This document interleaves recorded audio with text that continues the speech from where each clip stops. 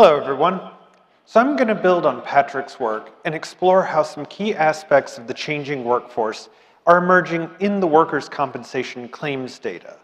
We'll explore a few perspectives that have been top of mind for industry stakeholders. First, we'll tackle the aging workforce and the challenges it presents. Then, we'll explore the link between new hire claims and the job market story that you heard earlier. We'll zoom in even further to look at 3 industries that have their own unique demographic trends. And we want you to see a couple of additional, newer trends on the horizon that NCCI is monitoring. Let's dive right in with a look at the aging workforce. As Patrick just showed, there are a lot of moving parts to the aging population and to the aging workforce. But if we had to boil it down to a single number, well, currently about 1/4 of the labor force falls into the category of workers age 55 and older. However, that statistic understates the contribution that older workers make to claim and loss volume. A look at NCCI's claims data reveals that workers over 55 are overrepresented in the volume of lost time claims, and their share of lost dollars is even higher. In fact, over 1/3 of losses now come from workers over 55. Workers over 55 experience claim frequencies that are almost 1/4 higher than other workers, and average claim severities that are almost 1/3 higher than other workers. This highlights the unique risk exposure that older workers present. And this has become ever more relevant as older workers make up an increasing proportion of the lost time claim mix. Now, it's important to clarify exactly what I mean when I say that the share of claims from older workers is increasing. That increase has not come from folks who are getting close to the traditional retirement age of 65. As you can see on the left, the share of lost time claims coming from that 55 to 64-year-old age bucket actually peaked right before the pandemic and has been declining slightly ever since. In fact, a growing share of workers' compensation claims have come from workers even beyond the traditional retirement age of 65. On the right, you can see that the share of lost time claims coming from workers in that age bracket has been increasing steadily for more than a decade. Based on preliminary data, NCCI projects that approximately 8% of lost time claims in 2025 are coming from workers over 65, and that's almost double from a decade ago. Now, what's causing this phenomenon? Well, Patrick already gave you the answer in detail, but I'll summarize it in 2 words: baby boomers. Since 2019, more and more baby boomers have reached the traditional retirement age, but have not necessarily retired, which is fueling the trend that you see on the right. NCCI projects that these trends are likely to continue. One obvious cause is that life expectancy and medical care are improving, allowing more workers over 65 to continue working if they wish. Another factor is the decline of defined benefit pensions and poor savings rates among workers near retirement. For some workers without enough savings, continuing to work is a need rather than a choice. But there's also the human connection. Many older workers simply like their jobs and their coworkers. The desire to maintain connections and see some friendly faces every day may keep baby boomers in the workforce longer than you might expect. Now let's zoom in to take a deeper look at the unique risk exposure that these workers present.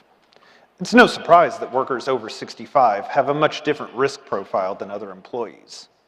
A smaller share of their claim costs come from exertion or contact injuries, things like strains or crushing injuries or being struck by objects. Appropriate work assignments, combined with vigilant risk management, does seem to be successful in keeping these types of injuries under control. However, where workers over 65 are greatly overrepresented is in slip and fall claims. NCCI's workers' compensation claims data shows that nearly half of all 65 and up claim costs are due to falls. which is a much higher rate than other age groups. Looking more closely at these falls, what we don't see is a substantially higher fall risk in typical hazardous situations. Workers over 65 are not falling from heights or slipping on ice at elevated rates. Instead, NCCI's claims data shows that these falls are disproportionately happening on level surfaces or otherwise without any aggravating factors. These observations together suggest that employers and loss prevention staff are mitigating the obvious risks that workers over 65 face, whether it be lifting heavy objects or climbing ladders. However, employers may be overlooking seemingly minor fall hazards that would not be a material risk for younger workers, but could be devastating for an older worker. Now, we've seen how the types of injuries can differ by age, but what happens after the injury is also affected by age. And again, it's probably no surprise that older workers need additional recovery time. As just one example, if we look at the first report of NCCI's unit data, 77% of claims from the youngest age cohort are already closed by the time we get that first report, while almost half of claims from older age groups remain open. There are similar disparities across any type of measure of claim duration, whether that be time from maximum medical improvement or temporary disability duration. Another driver of cost differences for workers over 65 is the presence of comorbidities. As health status declines with age, these workers are more likely to suffer from conditions such as obesity or diabetes that may complicate recovery. This view shows the prevalence of comorbidities that were directly treated as part of a workers' compensation claim. While NCCI cannot track comorbidities that were not treated as part of a claim, if we were able to, it's likely that this disparity would be even higher. These workers are also more likely to require surgical intervention during the recovery process. And these differences all add up and compound with each other. It's that combination of the increased risk of comorbidities, need for surgical intervention, and longer recovery periods that add up to a substantial increase in claim costs for older workers. Now stay tuned, because in just a few minutes, Raji will be telling you a lot more about the different factors that can influence claim outcomes. In this section, we've seen that older workers make up an increasing share of workers' compensation claims and claim costs, driven by that aging baby boomer cohort. We've seen that older workers have higher claim costs, driven by both elevated frequency and severity. And we zoomed in on workers over 65 to reveal their unique risk profile, due to differences in both the types of injuries they suffer and their recovery after injury. But it's not just the age profile of the workforce that's changing. We've seen significant changes over the past few years in the experience level of the workforce, especially among new hires. New hires are the key frequency driver when it comes to workplace tenure. New hires represent a little over 20% of the workforce, but generate fully 40% of lost time claims in the workers' compensation system. The frequency of new hire claims can change noticeably due to economic conditions. And the explanation is simple. When economic conditions are favorable for workers, there'll be more hiring and more job hopping, and so there'll be more new hires getting injured at new jobs. Now, 2022 was a dramatic example of this. The post-COVID job environment featured a high level of job hopping, so much so that we call that period the Great Reshuffle, as Stephen mentioned. And as a result of this labor market mobility, new hires went from 38% of lost time claims all the way to 45% within the span of just a couple of years. Then, as the labor market cooled off in 2024 and 25, we saw the share of new hire claims drop back down from that elevated level. Here, we're shifting the focus to the aftermath of the Great Reshuffle. Both the hiring rate and the new hire claim share have been indexed to the same starting point in 2022. Now, you heard earlier that we've recently been moving into what we might call a low hire, low fire environment. And here, we can see that the decline in hire rates in 2022 is mirrored closely by the relative decline in workers' compensation claims from new hires. So that lack of new hiring translated directly into a decline in new worker claims that has continued all the way into accident year 2025. So is this 10-year trend going to continue?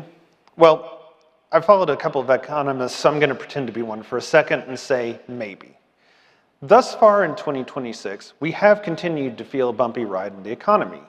War in Iran and potential constraints on oil supply have only added to existing economic uncertainty. And what about AI? Well, the potential of AI is certainly exciting and even revolutionary.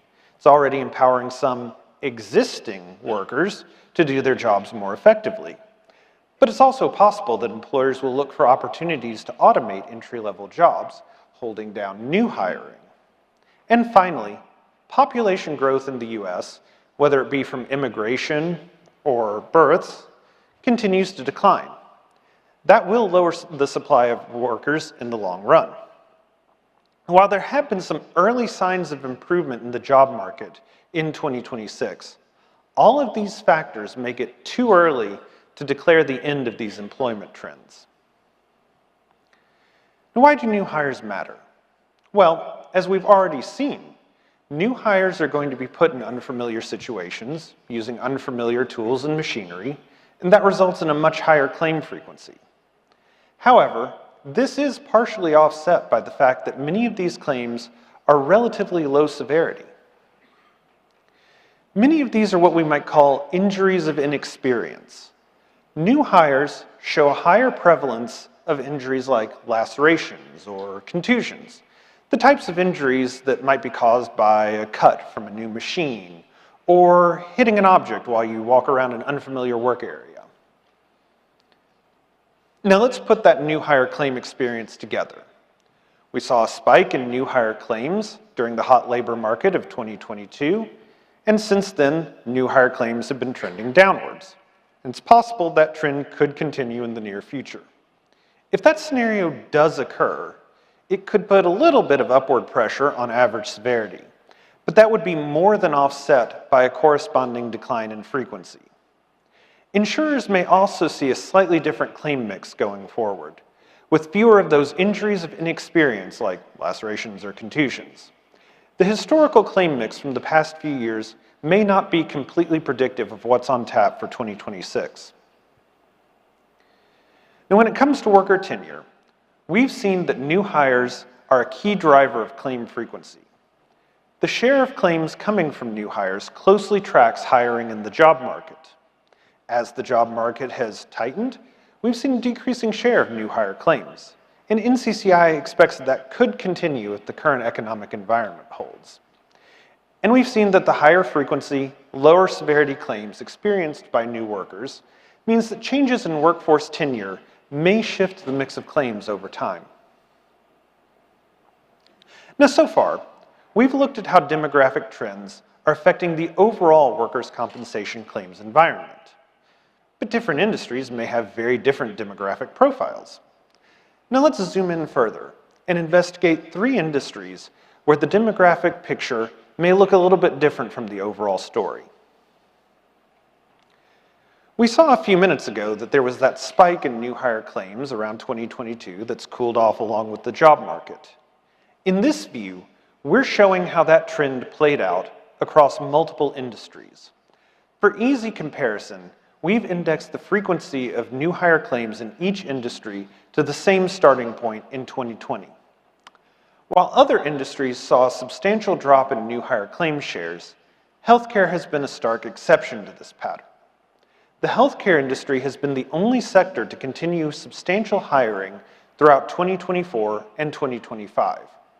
As a result, the frequency of claims from new hires in the healthcare industry remains elevated. As the US population continues to age, demand for healthcare workers will only continue to increase. This unique tenure experience may continue for some time.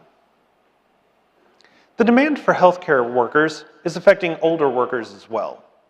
The healthcare industry's high labor demand has resulted in a higher retention of older workers compared to other industries.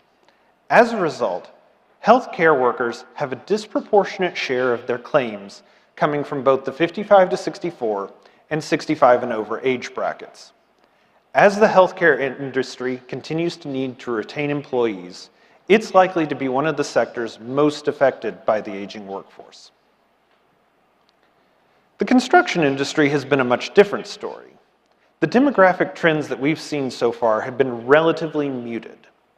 Due to the nature of employment in this sector, where many laborers are hired on a seasonal, per-job basis, there's relatively little change in the tenure profile of construction employees during that Great Reshuffle period.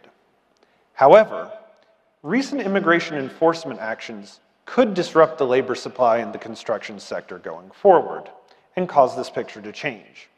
NCCI will continue to monitor developments in hiring and claim experience within this sector. Likewise, construction stands out as the industry least affected by the aging workforce. Due to the physical nature of the job tasks in the construction industry, employment, and therefore claims, from workers over 55 has always been lower than in other industries. Now, claims from the 55 to 64 age group have declined since the pandemic, directionally similar to other industries. However, there's been much less of a corresponding increase in claims coming from the 65 and older age group. Unlike white-collar office workers or even healthcare workers, continuing to work after the age of 65 in construction is often not a viable option. At first glance, if we look at the age and tenure profile of leisure and hospitality, it might look like that sector has followed the similar trends to the all-industry average over the past few years. New hire claims spiked in 2022 and have since dropped off along with the job market. Leisure and hospitality is a little underrepresented in claims from the 55 to 64-year-old age group. However, their claim experience over the age of 65 jumps up to be in line with the all-industry average. This may reflect workers who transition into this industry after retiring from a different career. Think of it as an office professional who becomes a part-time server after retiring from their main career. But the demographic feature where leisure and hospitality really stands out is injured worker wage growth. This sector has typically featured relatively low wages and high levels of part-time or casual employment. However, that's actually been changing a little bit recently, at least for those workers who are making workers' compensation claims. Since the pandemic, wages among injured workers in this sector have grown rapidly. Over the past 5 years, the rate of wage growth in leisure and hospitality has exceeded other industries by around 3% per year. On the one hand, this trend has put a little bit of upward pressure on wage-based indemnity benefits for workers in this sector. On the other hand, as you heard in the dialogue earlier, increases in payroll and premium will also put corresponding downward pressure on loss ratios. So on net, the effect may be a little more mixed. Now let's wrap up our look at these three industries by taking a look at the gender difference between claims. And you might ask, what do gender differences have to do with anything related to industry? Well, we'll get there in just a second. But first, I want to level set.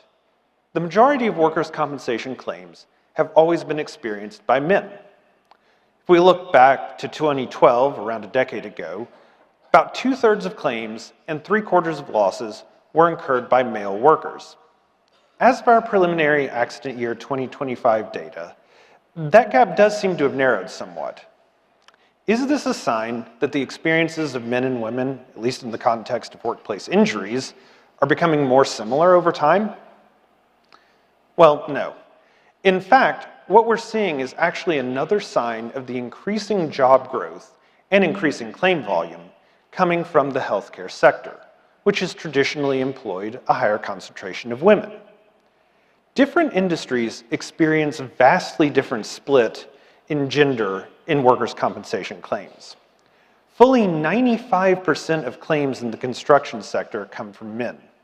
And at the other extreme, only 18% of claimants in the healthcare sector are male. Leisure and hospitality is in the middle of the road with roughly a 50-50 split between genders. Now the thing is, within these industries, these ratios have remained basically constant from over a decade.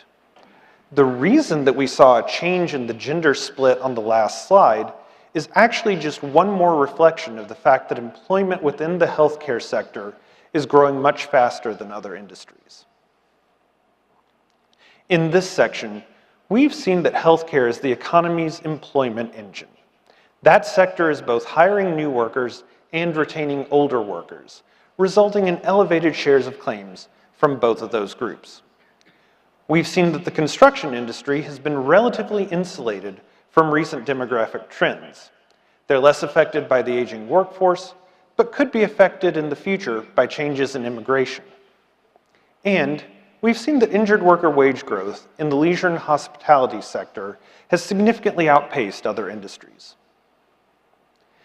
Now we've taken you through several aspects of what the workers' compensation claims data can tell us about existing trends. But NCCI is also monitoring newly emerging trends that could have disproportionate demographic effects. We'll close by looking at two of these key trends that are on the horizon. Now I know it's getting on into the afternoon and you've been doing a lot of deep thought the way that Donna asked you to. So let me give you a break and ask a really easy question. With everything going on right now, who could use some unambiguously good news? Now, come on, this is an easy question. Why isn't everyone raising their hand? Okay, well, I am really excited to give some genuinely good news, and that's about obesity in the United States. After climbing for decades, the obesity rate has now declined for the third straight year. This reversal is due to the usage of GLP-1 agonist drugs by US adults. As the cost of these drugs decline, and as more delivery methods become available, like daily pills, usage of GLP-1s are anticipated to increase. We may be looking at the start of a long-term decline in the obesity rate. Now, why does obesity matter for workers' compensation claims? The direct impact is limited. After all, obesity is not an injury by itself, and obesity may be a comorbidity that's treated as part of a workers' compensation claim. But so far, our medical data indicates that insurers are not spending a significant amount on GLP-1 drugs.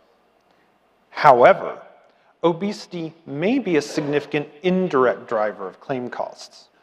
Overweight employees are at a higher likelihood of injuries such as low back pain or degenerative joint injuries. And after an injury, having obesity as a comorbidity is likely to slow the recovery process, even if it's not directly treated as part of the claim. Now, when we look at which part of the workforce is benefiting the most from GLP-1 drugs, it's clear that usage is concentrated in middle age, workers from the ages of 40 to 64. This age group is most likely to suffer conditions such as strains, sprains, or other degenerative injuries at work that may be exacerbated by obesity. Therefore, a decline in the obesity rate concentrated in that age segment is particularly significant because it could result in a reduction of the cost of those types of injuries over the long term.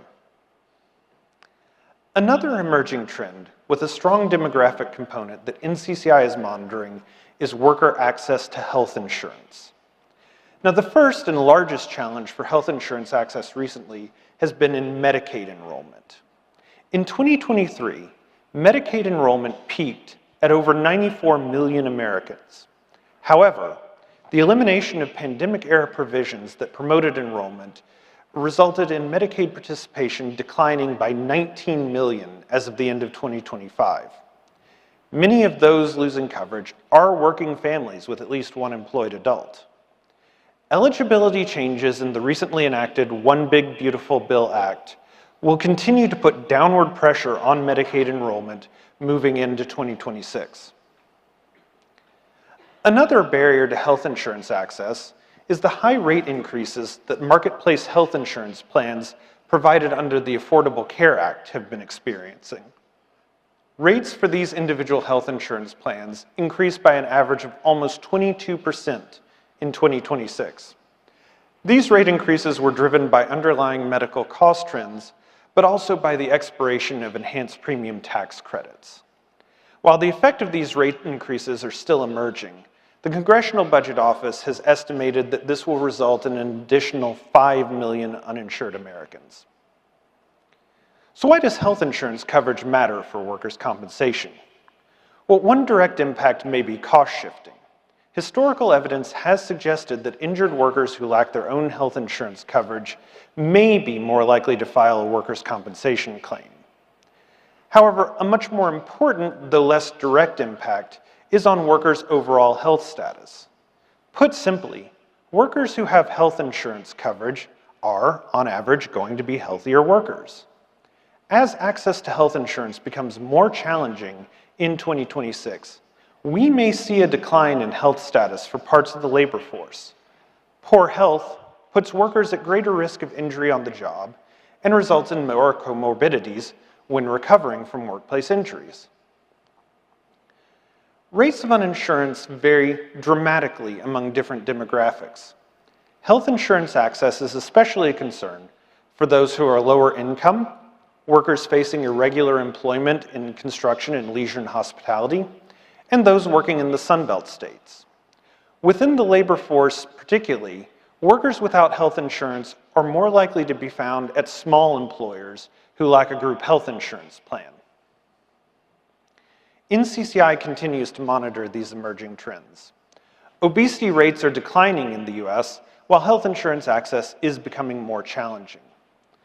Obesity declines concentrated in middle age may be a long-term benefit for the workers' compensation system, mitigating some overuse and degenerative injuries. While lack of health insurance access could lead to a less healthy workforce with effects that are heavily demographically concentrated. Now, throughout our tour of these issues, we have seen that today's workforce is continuing to change and evolve. However, let's not lose sight of the big picture when it comes to claims. Ultimately, claim frequency continues to decline, while growth in average severity remains moderate and manageable.